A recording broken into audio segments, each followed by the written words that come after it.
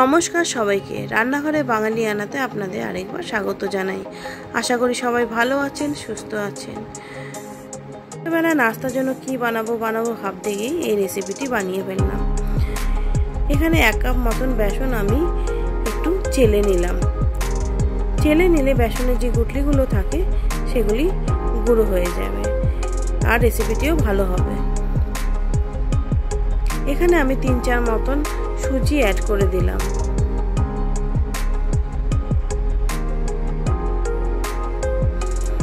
এবার এখানে আমি স্বাদ মতো নুন, সামান্য পরিমাণ হলুদ আর একটু হিং দিয়ে আমি শুকনো মিশ্রণগুলিকে ভালো করে একটু মিশিয়ে নিলাম।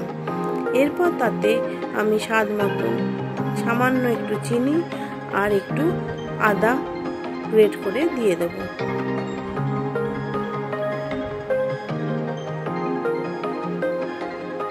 এরপর এতে আমি ফার্মেন্টেশনের জন্য 1/2 কাপ মতন দই অ্যাড করেছি।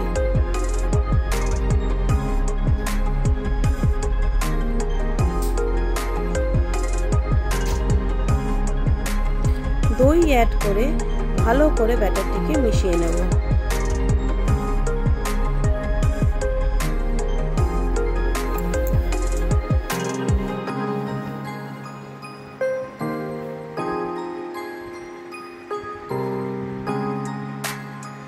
এতে আমি 3-4 চামচ মতন সাদা তেল অ্যাড করে দিলাম। এরপর ব্যাটারটিকে ভালো করে ফেটিয়ে নিতে হবে। যদি ব্যাটারটি ঠিক থাকে তাহলে এখানে সামান্য পরিমাণ জল অ্যাড করে ব্যাটারটিকে ভালো করে আবার ফেটাতে হবে।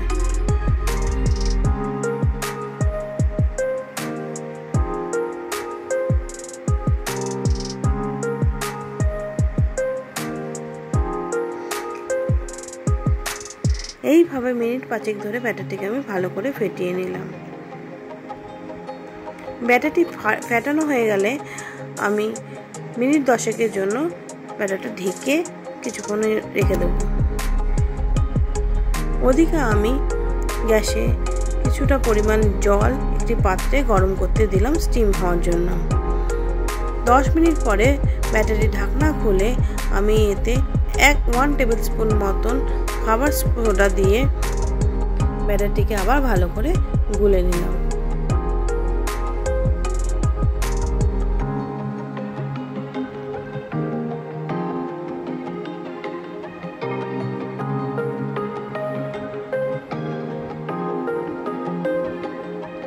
এরপর এটি স্টিম করার জন্য আমি একটি টিফিন বক্স ব্যবহার করেছি।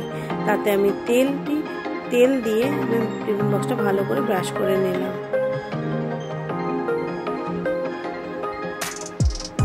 তেল ব্রাশ করা হয়ে গেলে পুরো ব্যাটারটি আমি এটার মধ্যে ঢেলে দেব।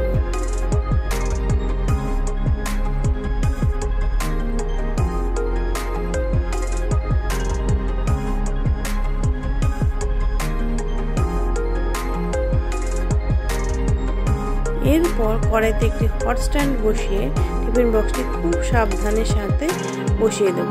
এরপর টিফিন বক্সটি ঢেকে দিয়ে তার উপর দিয়ে একটি কড়াইটি কভার করে দিলাম। এইভাবে 20-25 মিনিট পর্যন্ত আমি এটি স্টিম করে নেব। এবার একটি কড়াইতে খুব সামান্য পরিমাণ সাদা তেল নিয়ে তাতে কিছুটা পরিমাণ সর্ষে আর কারি পাতা ফোড়ন দিয়ে দেব।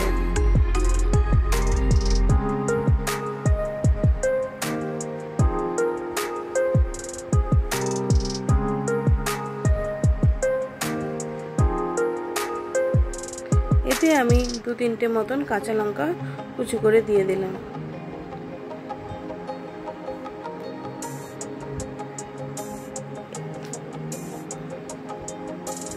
এগুলো একটু নাড়াচাড়া করে এখানে আমি 1 কাপ মতন জল দিয়ে দেব।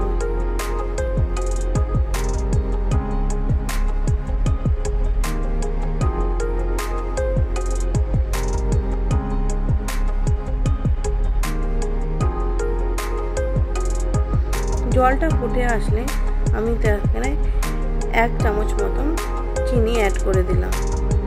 এখানে লেবু রসও দেওয়া যায়, আমি এখানে লেবু রসটা অ্যাভয়েডই করলাম। এইভাবে একটুখানি ফুটে উঠলে গ্যাসটি আমি অফ করে দেব। এরপর একটি নাইফের সাহায্যে চেক করে নিলাম যে এটি পুরোপুরি স্টিম হয়েছে কিনা, ভেতরে কাঁচা নেই তো, সেটা দেখার জন্য। এইভাবে সাইড থেকে ভালোভাবে ছাড়িয়ে নিয়ে আমি টিফিন বক্সটি উল্টো করে ওটিকে আমি বের করে নেব।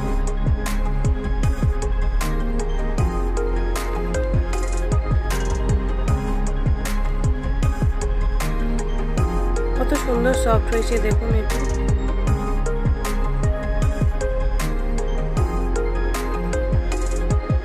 এরপর আপনাদের পছন্দ মতন পিস করে কেটে নেবেন।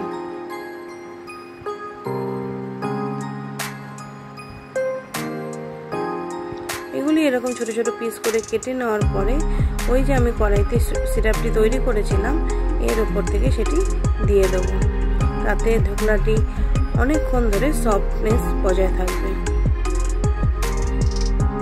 আর খেতেও বেশ সুস্বাদু হবে।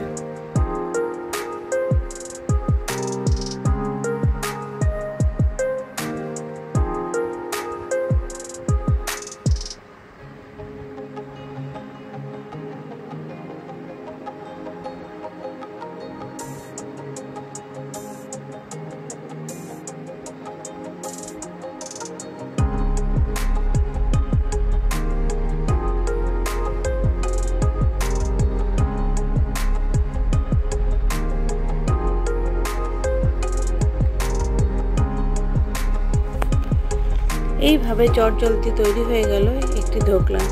এটি আপনি টমেটো চাটনি বা ধনেপাতা চাটনি বা কেচাপের সাথেও সার্ভ করতে পারেন। বাড়িতে সবাই আপনারা রেসিপিটি একবার বানাবেন, আশা করি সবারই খুব ভালো লাগবে। রেসিপিটি যদি ভালো লেগে থাকে লাইক করে দেবেন আর চ্যানেলটি সাবস্ক্রাইব করে দেবেন। সবাই ভালো থাকবেন, সুস্থ থাকবেন। ফিরে আসবো নতুন একটি রেসিপি নিয়ে। ধন্যবাদ।